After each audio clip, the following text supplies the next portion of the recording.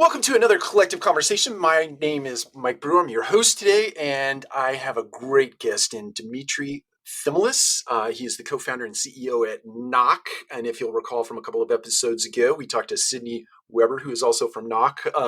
But Demetri, welcome to the show. Thanks, Mike. Happy to be here. Appreciate you having me. Excellent. You and I share, I think, an affinity for Seattle, that's where you're sitting today, I believe. Yes, and I have, once again, no need for my sunglasses today, so it's about right.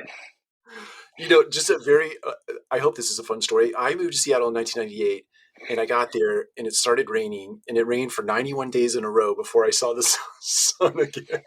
It Yeah, was amazing. some things, Seattle's changed a lot, but some things don't change, and that sounds about right for this year too.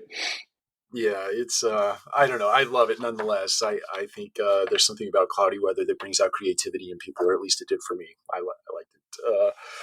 So I want to dive right in.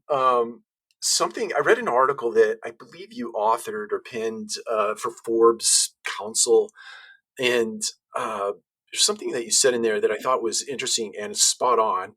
It was along the lines of multifamily developers are really good at building buildings, but they're not necessarily all that great at adopting technologies.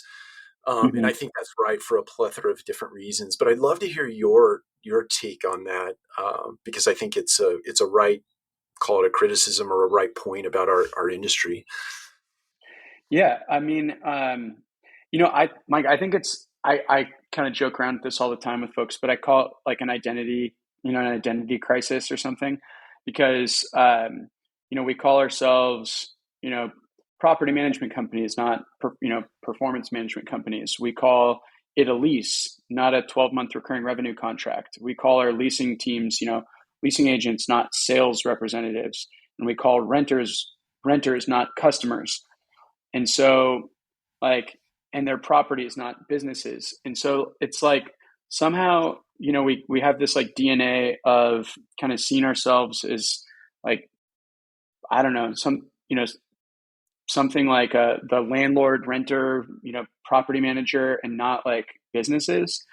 Hmm. And over a long period of time, I think it's just kind of kept our industry sort of hidden in plain sight. And I tell new hires all the time, I'm like, if we hopped in the car together and started driving down the street, and I said, point out the next 10 businesses you see, and we'll count them up. We might get in the car and you'd go, okay, there's like a Chick-fil-A, there's an O'Reilly's, there's a CVS, there's a Kroger's, whatever. By the time we count to 10, I'll bet you we would have passed 25 multifamily properties, on like any given, urban street in the country. And I just think it's, even for people in the industry, like sometimes we have a hard time, recognizing like just how big and pervasive and like hiding in plain sight we are as an industry. And so I think that dynamic has just prevented a lot of investment, externally. Like technology companies don't see this vertical hiding in plain sight. So there's been kind of this weird invisible wall, and it's prevented. You think of like a lot of the big horizontal, like the Salesforces and HubSpots and of the world. Like they don't have customers in multifamily, right? So most of the technology has kind of come, you know, homegrown from the space, and just created some weird dynamics, right? And so I think you know for that reason, I kind of back up what I said. Like we're good at kind of building buildings and thinking about it like that, but as far as really leveraging technology and using that to drive operational efficiencies, like unfortunately, like that's a problem. Fortunately, it creates great opportunities for companies that are working on that.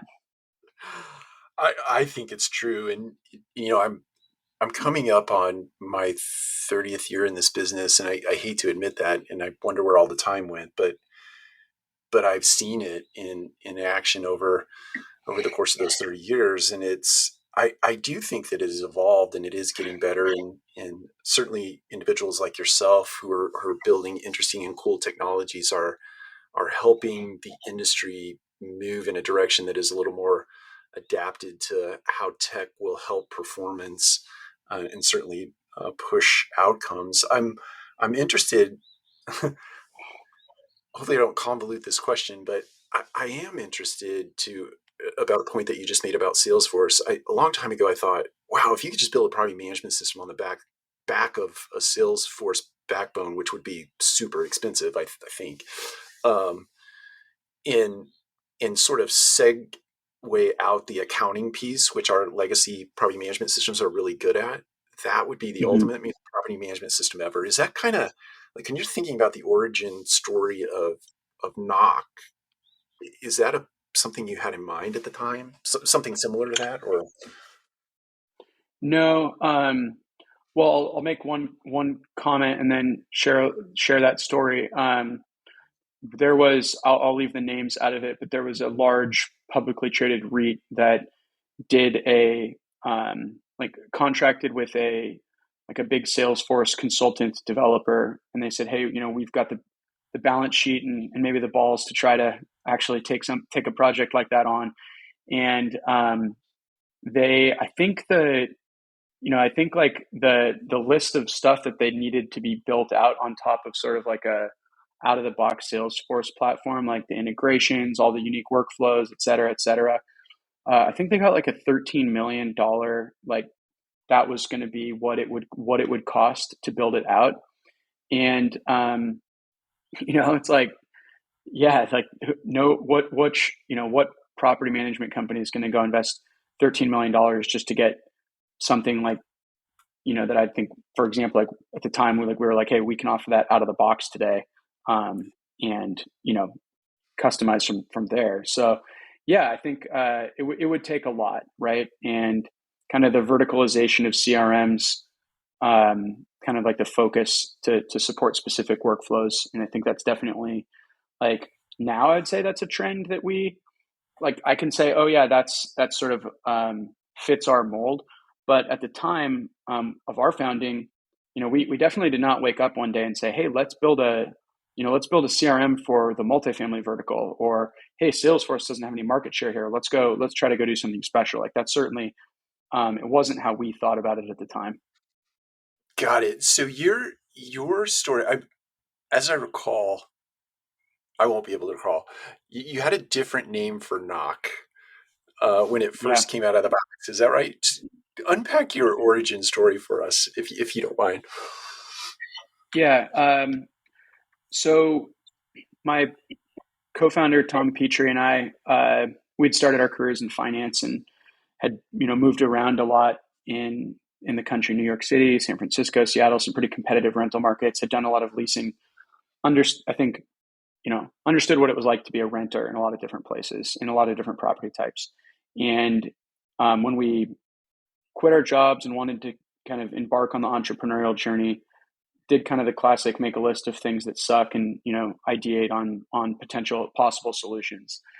And from a renter's perspective, you think about what it's like to search for an apartment, compare, tour, apply, move in, and kind of like the next 12 months of a slower sales cycle to potential renewal.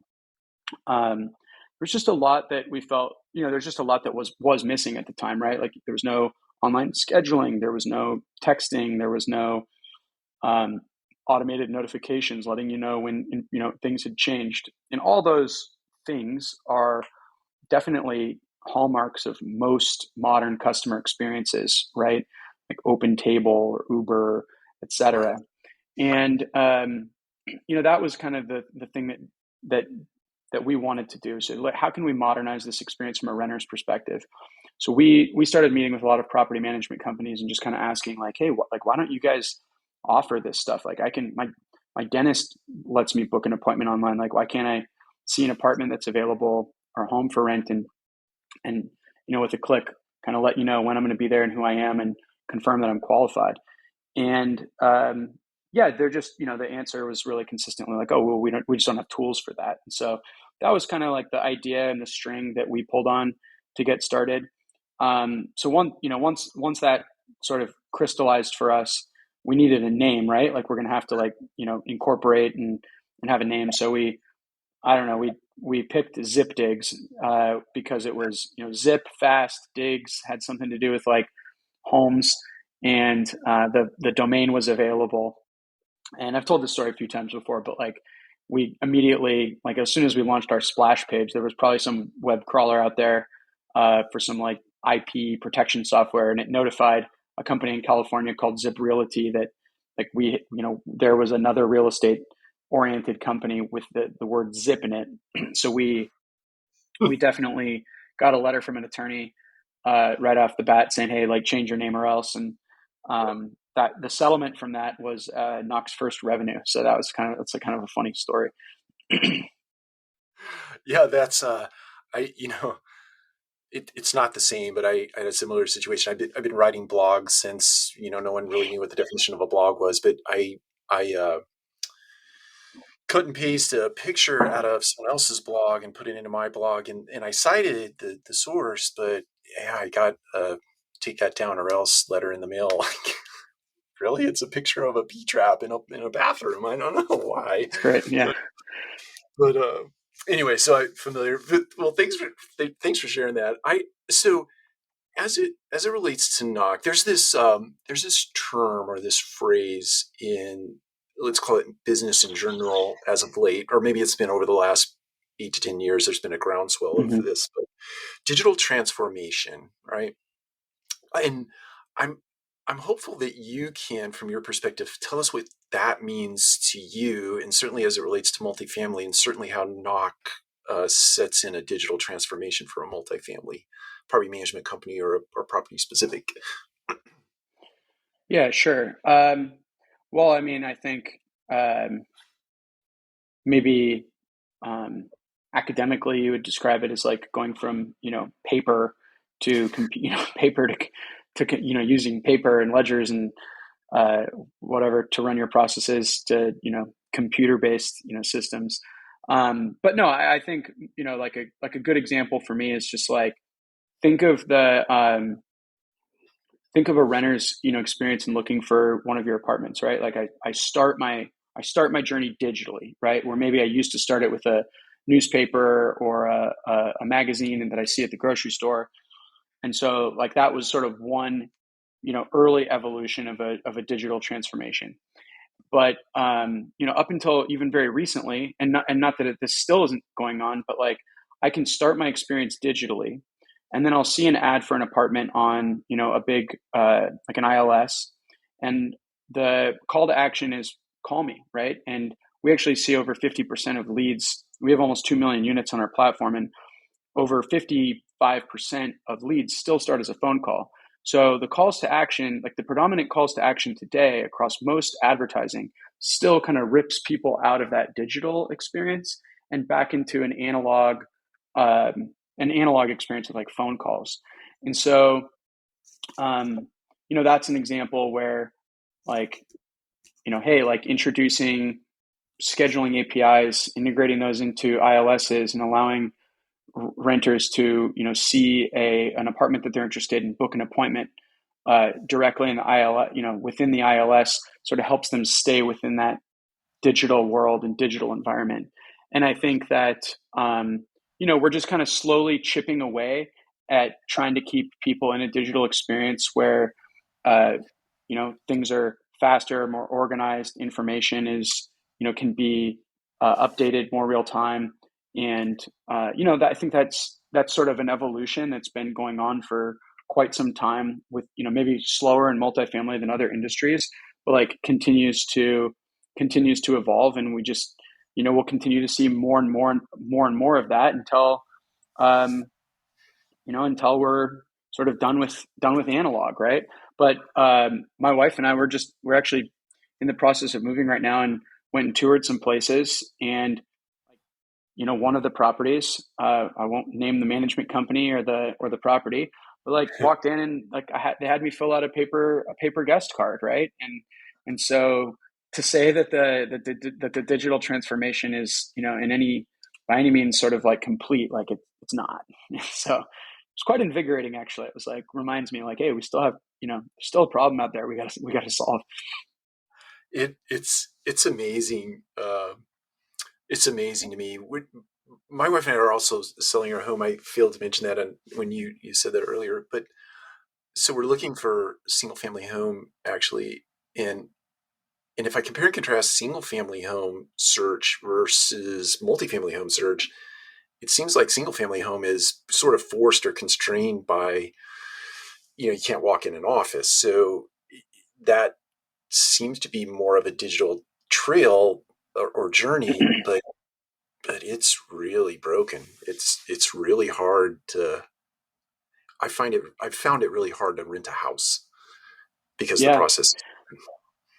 Yeah, it's I think it's interesting from a from a renter's perspective, and this is something I wish someone had just kind of told me this without having to kind of learn it the hard way. But from a renter's perspective, you think like you're not. I think people probably on their hierarchy of needs or requirements when they're looking for a new place to live is typically less about the asset type, and more about budget, location, unit amenities, right? And so you're not like kind of like four walls and a roof, whether it's in a single family home or a townhome or a duplex. You know, I think that asset type is just a bit subordinated behind some of those other characteristics.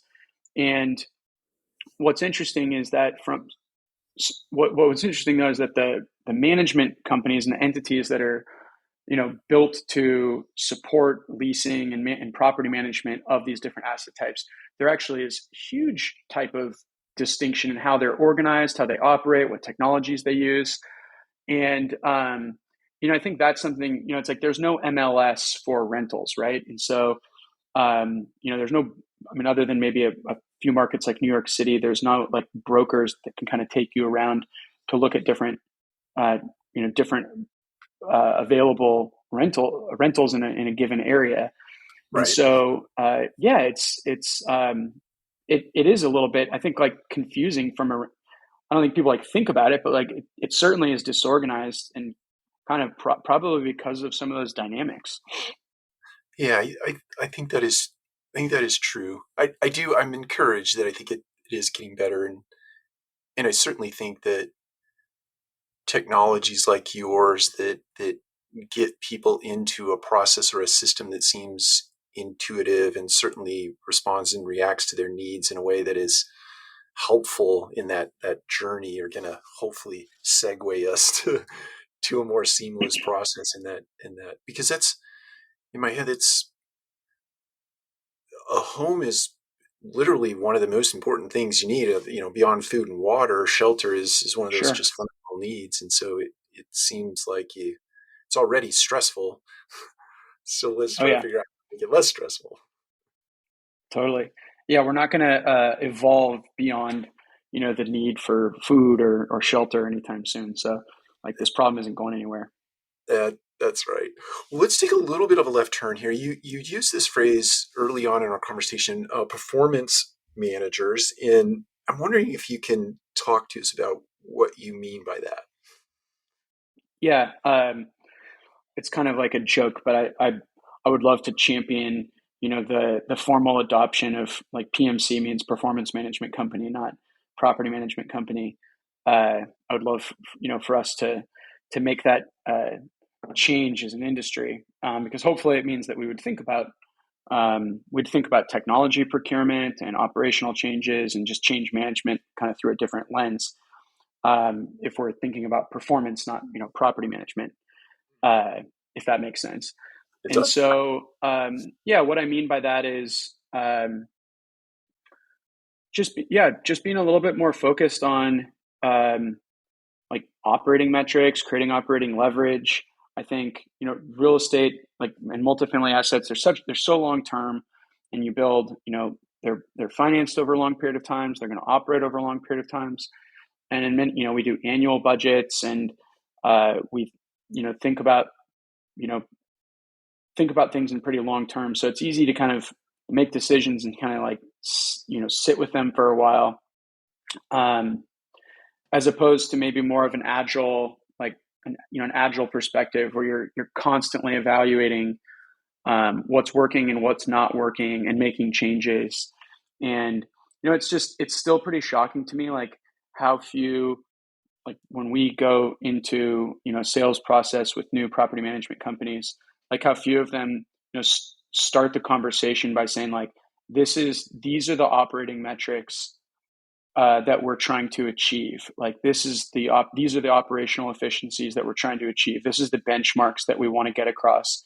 And like we've already done the math and figured out like how, a change in say lead to lease, or these changes in economic occupancies, or this reduction in our marketing spend, or this change in how we staff our business is going to impact our bottom line. Like help us figure out how to get, to get there. And if there's a way to get there, like we're going to run towards it because we see the value that that's going to drive for owners, for our business, and allow us to continue to invest and grow. Most of the procurement conversations just start with a different type of conversation.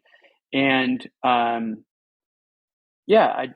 think that we would be adopting technology and becoming more efficient as an industry if we like started being a little bit more ruthless around like what do we want to accomplish, and then what's the best way to get there. And I don't think that we would be as kind of stagnant in a sense, and just kind of sitting on like, well, it kind of worked in the past, so like I guess it's good enough for tomorrow. But we're also, the other side of that too is like we're blessed. Like we said, this is a basic human need. People need shelter. Like the underlying, macro kind of an environment, for multifamily housing has been very strong, and most operators and owners are, having like the best, probably like some of the best, most profitable kind of periods of their careers. You'd probably be able to attest to that. And so, like there's also that like if it ain't broke, why fix it kind of mentality, and that's a hurdle too. Yeah, I think you're right about that. It's the last, who knows, 5 to 8 years have been some of the most incredible years in the real estate industry from a financial perspective, from rent growth perspective. Even the last 2 years have just been completely off the Mm-hmm. charts. And to your Right. point, I think it does make it hard to get things done. Yeah, it's not often you see like I've heard some of our customers talking about portfolios they've acquired and sold in a relatively short amount of time, and like they're describing their returns. It sounds a lot more like a tech company return on investment, or tech company growth, holding period returns, compared to like what you traditionally would think about real estate. And that I think everyone recognizes that's not like sustainable, but obviously it's been good for multifamily operators. Yeah, yeah, most certainly. Definitely not sustainable. We'll see what the next 18 to 36 months does. Certainly with interest rates rising, it's going to put a little pressure on the industry. But we'll always have this sort of, Oh not yeah. always, but supply and demand is certainly in our favor, I think, right now. So I'm interested. So you pull a lot of data in to knock into your CRM system. My imagination tells me that data becomes useful not only in terms of workflow for the end user, the Mm-hmm. salesperson, the customer, but there's also this, you if you pool enough data, you start to see some interesting things in that data that you can use to inform business decisions. What do you think are some of the most interesting things that have come out of your platform that are impactful for a real estate operation? Beyond the workflows, is there something in that data that's interesting to you? I think there's some incredibly kind of obvious use cases, and it probably depends on like what persona you're talking about. Like what is it, a marketing, director of marketing or vice president of marketing versus, a VP of operations, or someone in IT, someone in IT. I think obviously kind of depending on the persona, there's going to be different data that's valuable to you, but like yeah, just I mean, like automating all of the attribution. For example, like no matter when, where, or how a prospect finds you and initiates conversation, like to be able to automatically capture, where that's coming from and be able to share like, true attribution and helping people find cost, understand cost per lead to or lease and make smarter marketing decisions. I mean, that's like a very, I don't know, maybe it's sort of a plain vanilla example. Um, but then there's other interesting things like um, being able to figure out for folks that, depending on how they start their journey, like how quickly you respond to them, depending on the channel that they initiated in. So there are different expectations and leasing outcomes, and then use that data to inform uh, what your goals are, right? Like, so you can hypothetically say, hey, like, a phone lead, if it's not responded to in X amount of time, is going to like decrease its conversion percentage significantly, as opposed to somebody that starts there with an email. Maybe you've got a little bit more time. The data, might show, and therefore, when it comes to prioritization, these are the things that you need to do first versus second. And so, yeah, I hope maybe that's answering your question. Maybe not. Um, or yeah, I don't know. Hopefully that answers your question.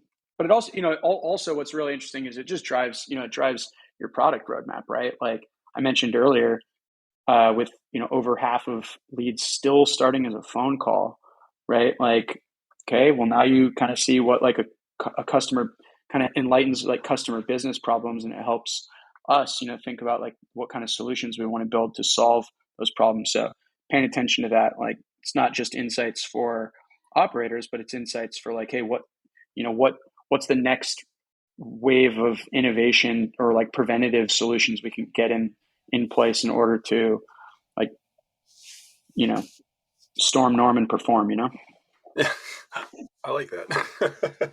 Yeah, I think that's so. I think where I'm attempting to go with this is, um, in at some point this data becomes predictive, and then, or you can Mm-hmm. use predictive analytics against it, and then you can sort of do prescriptive stuff or proscriptive stuff, so that you're taking this. Ultimately, you get you try or you attempt to remove the human element, especially on the sales side, as much as you possibly can, ultimately leaving the human to do what humans do best, and that's relation, right? Being able to look Connect. people Yeah. in the eyes. And so do you see sort of the evolution of your CRM certainly becoming a sort of I guess, a completely sort of automated system start to finish, where there is no human interaction in that, and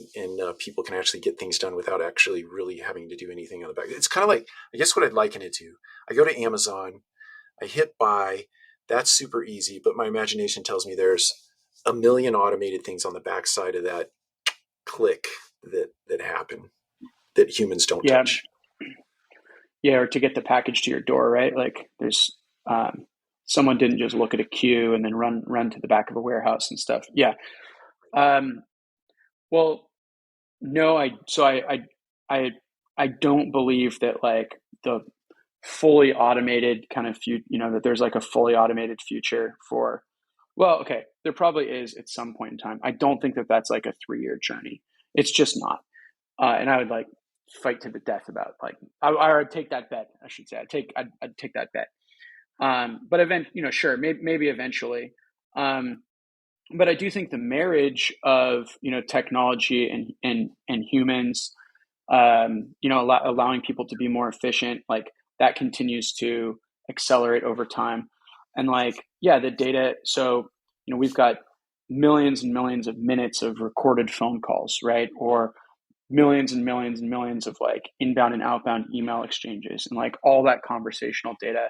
We're investing in a lot of automation and kind of conversational, AI tools, and I think that there's ways to automate conversations earlier on in order to accelerate outcomes, because you can kind of filter through what's spam and what's not spam, what's qualified and what's not qualified, and kind of again, give the humans the chance to connect with the folks that are the most likely to lease, most likely to renew, things like that. So there's a lot of things that you can do with that data to be predictive and be prescriptive with how you want your team to spend their time.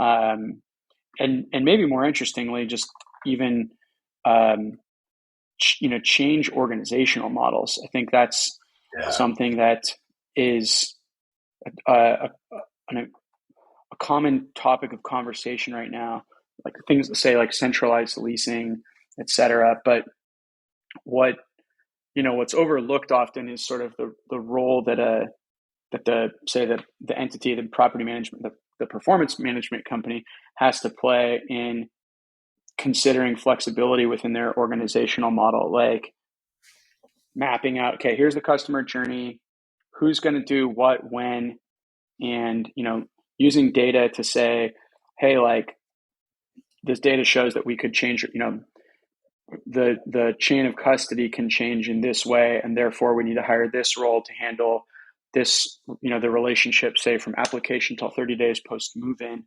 There's just there's so many different ways you can kind of slice it, and the data can really help inform like those organizational models and drive efficiency that way. Yeah, I But think fully that, automated, I think it's just like that's like maybe round 10, and we're just not. I don't think we're there yet.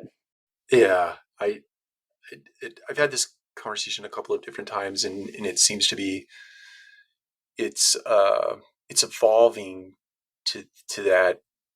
Someone described at some point the like literally you'll have your own virtual assistant, like an Alexa or a Google that would actually interact with someone else's digital assistant that can take a lot of this stuff out of the hands of human beings. But to your point, that's certainly down the road.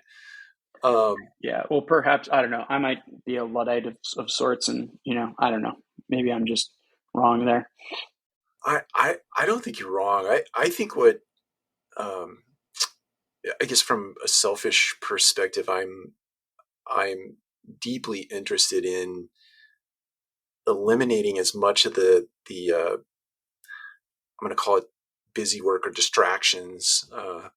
It's probably the wrong way to label that, but I I really want to see a lot of that go away because I do think that housing is a super important piece of a person's life. It's fundamental to survival, right? Hmm. And getting people in an environment like a leasing office and allowing them time and space to have real conversations with real people and real humans without all this stuff that has to happen, that it's necessary. There's just going to be a powerful shift in the way that we do business down the road when we can automate or centralize or outsource or even eliminate Hmm. stuff. Um, I think it just makes for a more interesting kind of business relationship. I wouldn't even label it business at that point. Well, it's a better customer experience, right? Yeah, that's Like right. I'm gonna butcher the quote. I think it's a Cuban quote, but he was like treating, what is it, like serving your customers faster than your com- serving your customers faster than your competitors, or you're going to find your customers buying from them, not you, right? Like you just like everybody's time starved. Like the more that you can be Johnny on the spot with stuff, like you're just gonna get gonna get or sorry, it's make your product easier to buy than your competitors, or you'll find your customers buying from them, not you. Like yeah, look at Amazon, right? Like That's I, right. I'm guilty of like Google searching for a product, seeing what I'm interested in, and then maybe before going down, entering my credit card and shipping information and creating an account and whatnot, like going and seeing what's available on Amazon, right? Because they've made it easier to buy. So I think the same thing applies to our industry, and the more that we can make our product, our apartments, easier to buy, then like we're going to find our customers buying from us and not our competition, and grow, grow, grow. That that's right. I believe that'll be the differentiating factor. It's the differentiating factor today, and it'll continue to be that down the road. And the day where you don't have to go into an office and fill out a paper guest card like you just recently experienced, Hmm. but you can Yeah. rather have a meaningful and intentional conversation with somebody. It's just going to make that process so much more delightful than it is today. Um, so NAA is coming up. I imagine you'll be there. Or some What's NAA? a National Apartment Association, an apartmentalize. Oh, just kidding. Just kidding. I like that. And I have to believe this is sort of in my head. It's the Super Bowl of networking for the multifamily space, but it is also a place where vendors get to show off things that are uh, in their pipeline or soon to be. Are there Hmm. things that you're and this, by the way, is going to be posted after NAA, so no worries about disclosing anything that wouldn't already be disclosed by that time. Uh, but anything you released at Got it. NAA that was awesome. Okay. So as long as I've got your word that any listener is hearing this post NAA, then Yes. we were excited to show you Back to the Future. We were excited to introduce like the very first fully integrated like AI, voice AI, and call intelligence product. And to speak a little bit about that, as I mentioned a couple times, and it promise that wasn't intentional in planting those seeds, but like still the vast majority of leads start as a phone call, and only two things can happen. Period. Call is answered or it's unanswered. And today, in either case, multifamily operators are making tremendous investments in order to kind of solve for what happens next and improve outcomes either way. So if calls aren't answered, we pay a lot of money to call centers. If calls are answered, we pay a lot of money to shop those properties or pay money in the form of time invested listening to calls and coaching leasing teams to make sure that there's a really consistent, high quality experience delivered to someone that we're ushering them through, um, you know, an efficient sales process. And I think that this is an area where automation can absolutely uh, drive, better outcomes. And so the product that we will have introduced by NAA is, I have a hard time saying using the right convention there. I love Um, it. yeah, it's kind of solves both problems. So for calls that are incoming, they'll be greeted by a bot that's able to really elegantly qualify and convert prospects, and just make sure they understand that like the fastest way for them to get a call back and talk to a human is going to be to engage, get them what they need, help them get as far along in the process as they can or would like to, shift out the junk, lead score, all that good stuff. And then maybe more interesting is the call intelligence. So like transcribing like these, millions and millions of calls, we're able to really gather a lot of information around sentiment and what's happening on those calls, and offer managers like far better aggregated data into what's working and what's not working, and allow them to zero in on the individuals that need the most help in providing again like a more consistent high quality customer experience again for when the phone is answered. So that's like an example of one of the many things that we're going to be kind of bringing to the market this year, but one that I'm really excited about and feel like is just offers the opportunity to disrupt some pretty significant investments and operating expenses today, using automation and data to drive better outcomes and better insights, just far more quickly, far cheaper, far more efficiently. So if you didn't I, come see us at our booth at NAA, please please give us a ring, and and we'll love to talk about that. I appreciate you playing along there. That's really awesome. This is going to play well on the airwaves. Sure. um, so I am interested in forgive my potential ignorance here. I've read enough to potentially understand a little bit of what I'm talking about, but probably not as much as definitely not as much as you do. So the AI, it's conversational in nature, and otherwise known as sort of NLP, or if I'm confusing those terms, let me know. But versus what I know to be path based, or in other words, you've loaded the bot with all Hmm. the answers. Is there which version of this AI uh, are you, did you launch at NAA? Yeah. Um, I mean, definitely definitely like the more elegant kind of modern kind of NLP oriented, Okay. um, like intelligence, right? So, um, yeah, I mean, you want like, let's just be honest. Nobody likes talking to a bot. It's a Nope. shit experience. Excuse me. The FCC is going to fine you. I'm sorry, Mike. You send me the bill. You're not the first person It's who a hears on the show. It's it's awesome. a it's a it's a crap experience, right? And so nobody wants to talk to a bot.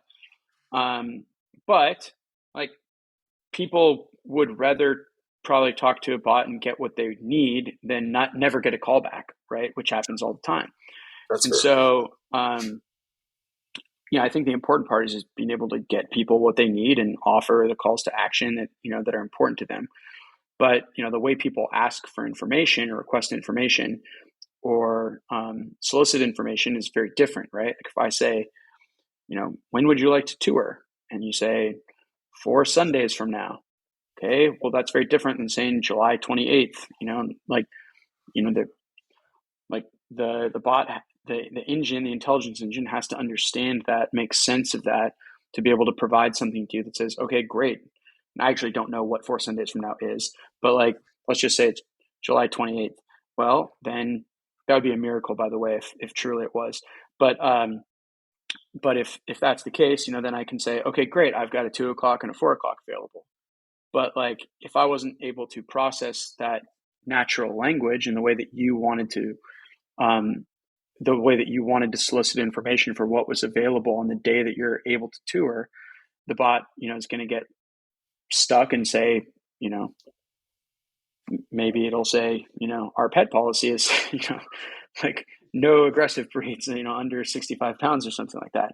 And then and then here I am like ready to kick a wall or hang up or go to your competitor. And so I think, that's maybe just kind of a simple example of like you're going to have something that's really elegant. And I think that's something that we've really done a good job of kind of using the data that we have to navigate all those different nuanced conversations and how people are asking questions in order to provide like fast and accurate responses, so that people aren't again pissed that they're talking to a bot. Um, Yeah, so yeah. that makes sense. Is that so? The is this model crafted such that if the AI is within a very high probability of having the right answer for the question, it'll go ahead and answer it. If it doesn't, in that very small percentage of it, on a small percentage of occasions, does it default to a human at that point, or does it say, "Hey, can you rephrase the question?" Or what happens when it if it does, or is it just perfect now? Just perfect. Yeah, right. No problems ever. No, I like obviously so many edge cases, right? But I think in general, right, like you're going to want to make sure that early on in a conversation you're gathering a lot of information and making sure that someone's qualified, right? And so that before you get into maybe some of that nuanced information exchange, at least there's enough information that if like a human does need to call them back, like you're reaching back out to someone who's scored very highly, or has expressed, maybe already expressed indications or information that the model can say, hey, this is a high priority callback. um, Also, I'd just say the unique, one of the kind of the unique things about how we're introducing this is that it's fully integrated in with the CRM. It's and so today a lot of, not that there's not other solutions that can accomplish parts of those things in different communication channels. Some wonderful companies out there, but like at the end of the day, like someone in a leasing office on site or in a centralized leasing office somewhere, whoever is responsible for ultimately taking kind of custody of that prospect and working it kind of through. Um, it's nice to see all that information integrated with the existing kind of guest card and the existing dashboards. And so I think that's kind of the first, like, no one, there's never been something like that offered to multifamily operators. And the kind of beta testing has shown really kind of dramatic kind of results in the ability to cut down on on the need for follow up, manual follow ups to missed calls to properties.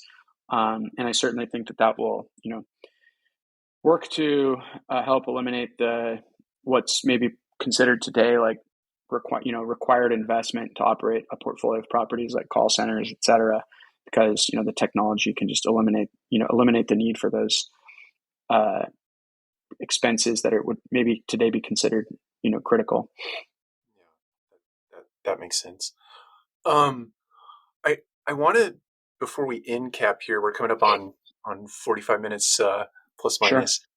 I uh, I'm interested. So I'm growing more and more interested in blockchain technology, NFTs, and things of that nature. I know we're in Mm-hmm. super early innings, and we could argue about Meta being a video game versus versus real life, but I am interested if you see any of those technologies, blockchain, I think, knows specifically impacting the way you do business and ultimately the way we would do business in the future, being the multifamily space. Yeah, fair. I mean, well, I don't think that there's a single active, um, I don't believe that there's anybody that's sort of like actively utilizing kind of blockchain technology um, in order to like operate their business more effectively in multifamily today. Right. I mean, maybe, yeah, I don't, I mean, you could say maybe indirectly someone's accepting crypto as a payment and crypto is based on blockchain, technology, and therefore there's some kind of use case. Um, but I think that there's some really interesting opportunities kind of at the what I'd say like sort of upstream, like in advertising. Mhm. So um, attribution models that could be um, you know put on the chain and like help understand like where leads originally started from and create some provenance there, and that would enable marketing dollars to be guided more effectively. um, yeah, I'd have to I'd have to probably think more about it, but I do think there's some interesting use cases up there, like kind of tokenizing leases and getting. Yeah. All right, and we're back. we I think that Demetri suggested that Skynet came along and decided that that was a conversation that we were not supposed to have at this moment in time. What do you think, Demetri? Yeah, we're just too far into the future, I guess. I said slow down. I think you're right about that. Well, I think we can call it a close. We'll figure out how to stitch this together. There's a first for everything, so this is a first for Multifamily Collective, and I will figure out how to do it. Well, Dimitri, I really appreciate your time, the investment of time that you made here. I am jealous that you're in Seattle and I'm in Atlanta because I love that city so much. But anything you would leave our audience, listeners and viewers, with before we cut here? No, I. It was great to see you at NAA. Yeah, I love it. So that was a lot of fun. Uh, Epic. It was epic. what what happened at NAA stays at NAA. No, just but it was great talking to you, Mike, and I really appreciate you having us and taking this time to just again kind of support conversations and hope hopefully are valuable. And yeah, it just means a lot and to me, and I just feel blessed to be kind of part of this whole multifamily ecosystem and look forward to many years of innovation and new friends to come. So appreciate you having me. Yeah, thank you very much. I think you and individuals like you are doing a lot of great things for our space. And I, having been around for a long bit of time and watching all this stuff evolve, I'm just I couldn't be any more excited and thrilled about the work that you're doing and certainly that others are doing. But I appreciate it. Anything we can do to be helpful along the way, please don't hesitate to ask. You got it. Well, enjoy your weekend and thanks for having me again. You too, and for the rest of you, we'll see you next time on Collective Conversations.